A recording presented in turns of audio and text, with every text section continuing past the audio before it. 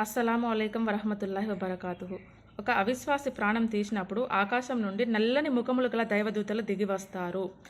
తడచిన ఉన్ని నుండి ముళ్ళును లాగివేసినట్లు మృత్యుదేవత అతని ప్రాణాన్ని లాగివేయును.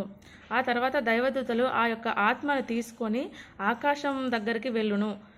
ఆకాశ ద్వారములు విప్పబడవు.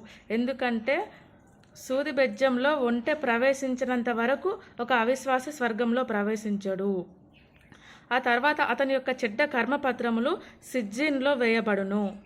ఆ తర్వాత ఆ యొక్క ఆత్మ సమాధిలో దైవదూతలు మునికిర్ నకీర్ వచ్చిన తర్వాత వచ్చిన ప్రశ్నలకు సమాధానము, నీ ప్రభు ఎవరు అని అడిగితే ఆహా నాకు తెలియదు. నీ మతం ఏది అని అడిగితే నాహా నాకు తెలియదు. నీ నబీ ఎవరు అని అడిగితే ఆహా నాకు తెలియదు అని అతను సమాధానం ఇస్తాడు. ఆ తర్వాత ఆకాశం నుండి అతను అసత్యం పలికను, నరక ద్వారము విప్పబడును అని శబ్దం వచ్చును.